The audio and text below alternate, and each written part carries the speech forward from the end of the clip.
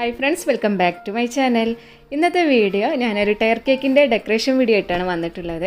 പക്ഷേ നമ്മളിപ്പോൾ സാധാരണ ടയർ കേക്ക് ചെയ്യണ പോലെയല്ല കേട്ടോ ഞാൻ ഈ ഒരു ടയർ കേക്കിനെ ചെയ്തിട്ടുള്ളത്. അപ്പോൾ ഡീറ്റെയിൽസ് എല്ലാം നമുക്ക് വീഡിയോയിൽ കണ്ടു നോക്കാം. അതിന് മുന്നായിട്ട് ഈ ഒരു ചാനൽ ആദ്യമായിട്ടാണ് കാണുന്നതെന്നുണ്ടെങ്കിൽ ഒന്ന് സബ്സ്ക്രൈബ് ചെയ്തിട്ട് കാണുക കേട്ടോ.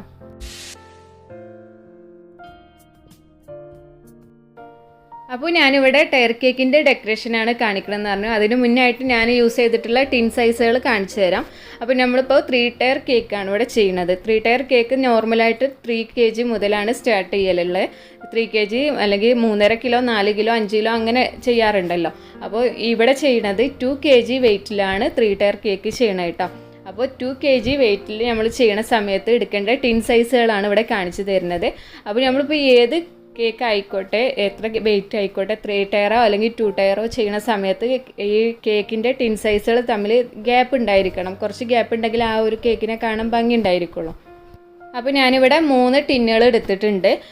അപ്പോൾ ഇവിടെ എടുത്തിട്ടുള്ളത് 8 ഇഞ്ച് സൈസിലുള്ള ഒരു ടിന്നും പിന്നെ 6 ഇഞ്ച് സൈസിലും അതുപോലെ തന്നെ 4 ഇഞ്ച് സൈസിലുമാണ് ഞാനിവിടെ ടിന്നുകൾ എടുത്തിട്ടുള്ളത് കേട്ടോ.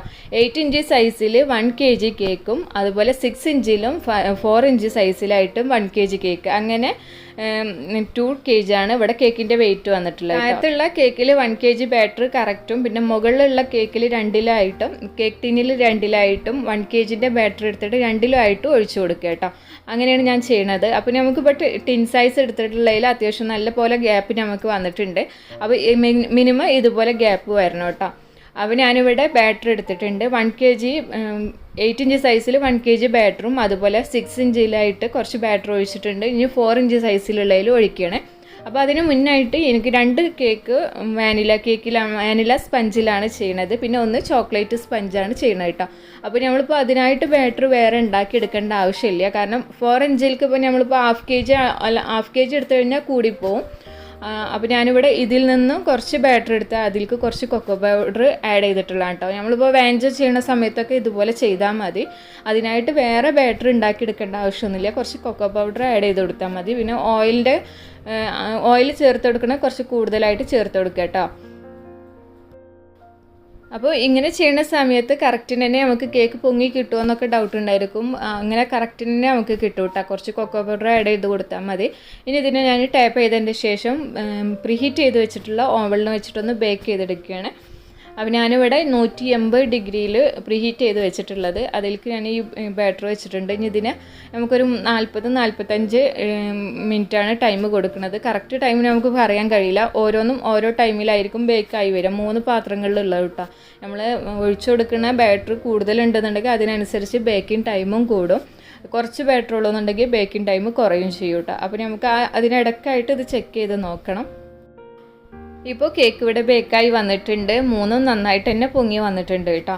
അപ്പോൾ ഈ 3 കേക്കിനും 3 ടൈമിലായിട്ടാണ് ബേക്കായി വന്നിട്ടുള്ളത്. 3 കറക്റ്റ് ഒരേ ടൈമിൽ തന്നെ അല്ല കേട്ടോ ബേക്കായി വരിക. അപ്പോൾ ഇവിടെ നമ്മൾ നേരത്തെ ചെയ്ത പോലെ കൊക്കോ പൗഡർ ആഡ് ചെയ്തിട്ടുണ്ടായിരുന്നില്ല. അതും നന്നായിട്ട് തന്നെ പൊങ്ങി വന്നിട്ടുണ്ട്. അപ്പോൾ നമ്മളിപ്പോൾ അങ്ങനെ ചെയ്ത് കഴിഞ്ഞാൽ നന്നാവില്ല എന്നൊന്നും വിചാരിക്കേണ്ട. കറക്റ്റിന് തന്നെ നമുക്ക് കിട്ടും കേട്ടോ അങ്ങനെ ചെയ്ത് കഴിഞ്ഞ് കഴിഞ്ഞാലും.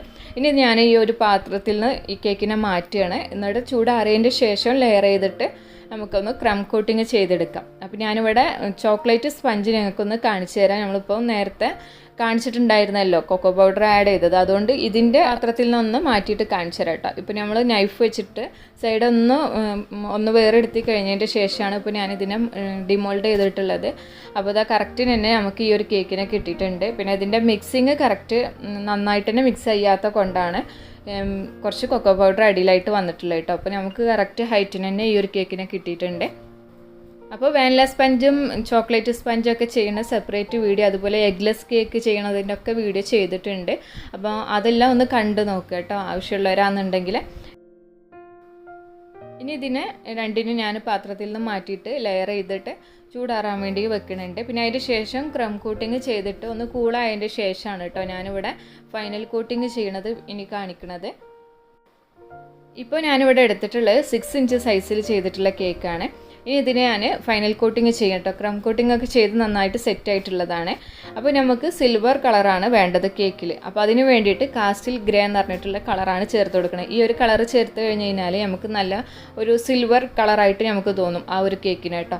അതിന് വേണ്ടിയിട്ടാണ് ഇത് ചേർക്കുന്നത്. കുറച്ച് മാത്രം ചേർക്കുക, എന്നിട്ട് പിന്നെ ആവശ്യമുണ്ടെന്നുണ്ടെങ്കിൽ വീണ്ടും ചേർക്കുക. ആദ്യം തന്നെ കുറേ കളർ ചേർത്ത് കൊടുക്കരുത് കേട്ടോ. പിന്നെ ഞാൻ കുറച്ച് ക്രീം എടുത്തിട്ടുള്ളൂ, അപ്പോൾ അത് കാരണം കുറച്ച് കളർ ചേർത്തിട്ട് പിന്നെ ആവശ്യമുണ്ടെന്നുണ്ടെങ്കിൽ വീണ്ടും ചേർത്ത് കൊടുക്കുക. ഇപ്പോൾ കറക്റ്റ് നമുക്ക് ആ ഒരു സിൽവർ കളറായിട്ട് കിട്ടിയിട്ടുണ്ട്. ഒരു ആഷ് കളർ എന്ന് പറയില്ല, ആ ഒരു കളറായിട്ട് കിട്ടിയിട്ടുണ്ട്. ഇനി ഈ ഒരു ക്രീം വെച്ചിട്ട് ഇതിനെ ഒന്ന് നന്നായിട്ടൊന്ന് ഫൈനൽ കോട്ടിങ് ചെയ്തെടുക്കേണ്ടത്. നല്ല ഷാർപ്പ് എഡ്ജാക്കിയിട്ട് എടുക്കണം കേട്ടോ.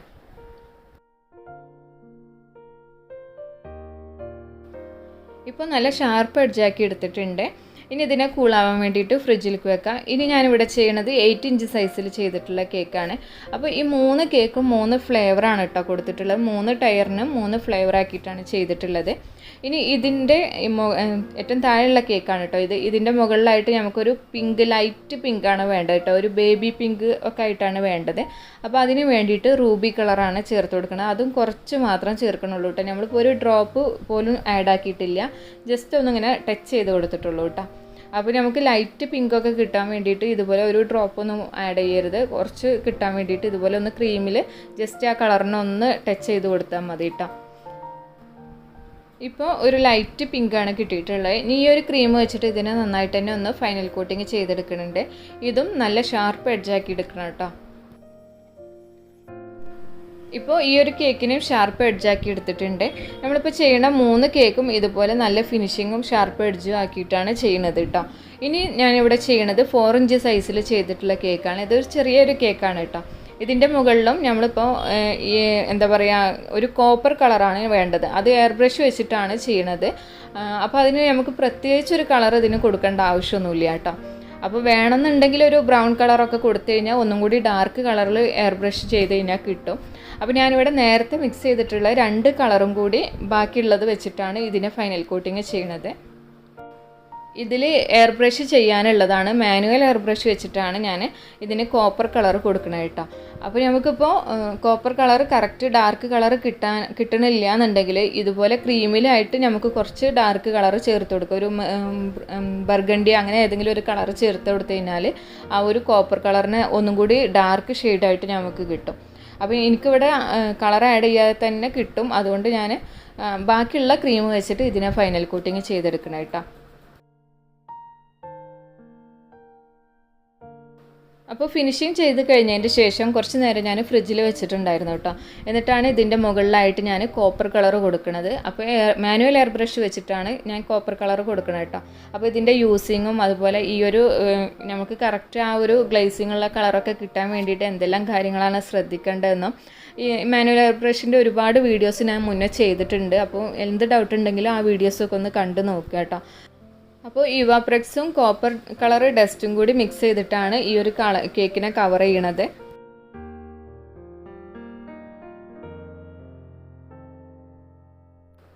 ഇപ്പോൾ ഞാനിവിടെ ഇതിനെ ഫിനിഷിങ് ചെയ്തെടുത്തിട്ടുണ്ട്. ഇപ്പോൾ നമുക്ക് കറക്റ്റ് ആ ഒരു കോപ്പർ കളർ കിട്ടിയിട്ടുണ്ട് കേട്ടോ, ആ ഒരു ഗ്ലേസിങ് ഒക്കെ ആയിട്ട്. അപ്പോൾ ഇതിൽ ഞാൻ കുറച്ച് നമുക്ക് ബാക്കി വന്നിട്ടുണ്ട്. ഒരുപാടൊന്നും ഇങ്ങനെ ചെയ്യണ സമയത്ത് നമുക്ക് യൂസ് ചെയ്യേണ്ട ആവശ്യമില്ല കേട്ടോ.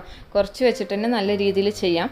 ഇനി ഞാനിവിടെ നേരത്തെ എടുത്തിട്ടുണ്ടായിരുന്ന സിൽവർ കളർ കേക്ക് ഉണ്ട്. ആ ഒരു കേക്കിലും ഇതുപോലെ കുറച്ച് സിൽവർ കളറിൻ്റെ ആ ഒരു ടച്ച് തോന്നാൻ വേണ്ടിയിട്ടും ആ ഒരു ഗ്ലേസിങ് വരാൻ വേണ്ടിയിട്ടും ഡസ്റ്റിൽ കുറച്ച് വാട്ടറാണ് കേട്ടോ മിക്സ് ചെയ്തിട്ടുള്ളത്. അത് വെച്ചിട്ടൊന്ന് ഇതുപോലെ സ്പ്രേ ചെയ്ത് കൊടുക്കുന്നുണ്ട്. അപ്പം വാട്ടർ യൂസ് ചെയ്യാൻ കാരണം നമുക്കിപ്പോൾ ഓൾറെഡി സിൽവർ കളർ കിട്ടിയിട്ടുണ്ട് കേക്കിൽ. അപ്പോൾ പിന്നെ വെറുതെ ഇവാപ്രെക്സ് നമ്മൾ യൂസ് ചെയ്യേണ്ട ആവശ്യമില്ലല്ലോ. അതുകൊണ്ടാണ് കേട്ടോ കുറച്ച് വാട്ടർ ആഡ് ചെയ്തിട്ട് ഇതുപോലെ സ്പ്രേ ചെയ്ത് കൊടുത്തിട്ടുള്ളത്. ഇപ്പോൾ ഒരു ഗ്ലേസിങ് കേക്കിൽ വന്നിട്ടുണ്ട്. പക്ഷേ നമുക്കിപ്പോൾ വീഡിയോയിൽ കാണാൻ കഴിയണില്ല. നല്ല ഭംഗിയിൽ തന്നെ ഒരു ഗ്ലേസിങ് കിട്ടിയിട്ടുണ്ട് കേട്ടോ.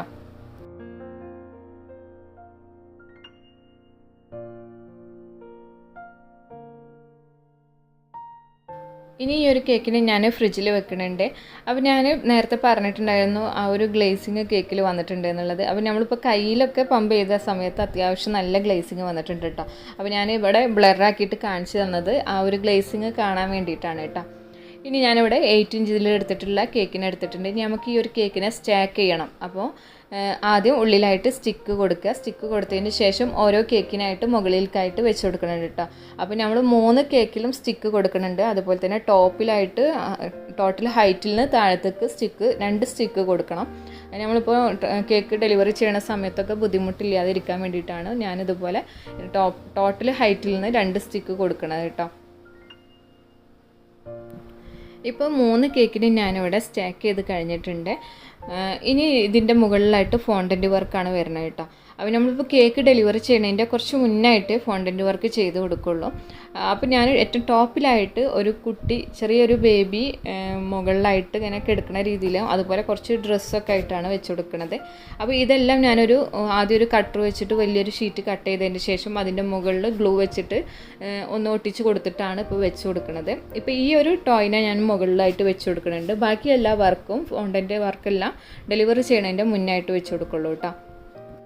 അപ്പോൾ ഈ ഒരു ഫോണ്ടൻറ്റ് വർക്ക് ഇപ്പോൾ മുകളിൽ വെച്ച് കൊടുക്കാൻ കാരണം നമ്മളിപ്പോൾ കേക്ക് ഈ വർക്ക് വെച്ച് കഴിഞ്ഞ് കഴിഞ്ഞാലും ഫ്രിഡ്ജിൽ വെച്ച് കഴിഞ്ഞാൽ ആ ഒരു കൂളിങ് വരുമ്പോൾ സാധാരണ ഫോണ്ടൻറ്റ് വർക്കാകുമ്പോൾ ഒലിച്ചിറങ്ങി വരും. ഇതിപ്പോൾ ടോപ്പിലായ കാരണം ഒലിച്ചിറങ്ങി വരില്ല കേട്ടോ. അതുകൊണ്ടാണ് അതാദ്യം വെച്ച് കൊടുത്തിട്ടുള്ളത്. ഇനി നമുക്ക് ഈ കേക്കുകൾ തമ്മിൽ സ്റ്റാക്ക് ചെയ്യുമ്പോൾ അവിടെ വല്ല നൈഫിൻ്റെ അടയാളങ്ങളോ വല്ലതും ഉണ്ടെന്നുണ്ടെങ്കിൽ അതിനൊന്ന് കവർ ചെയ്യാൻ വേണ്ടിയിട്ട് ഇതുപോലെ ഒരു റിബൺ കൊടുക്കുക. അല്ലാന്നുണ്ടെങ്കിൽ പൈപ്പിംഗ് ബാഗിൽ ചെറിയ ഓപ്പൺ നോസിൽ എന്തെങ്കിലും ഇട്ടിട്ട് ഒരു വർക്ക് വേണമെങ്കിൽ കൊടുക്കുക കേട്ടോ.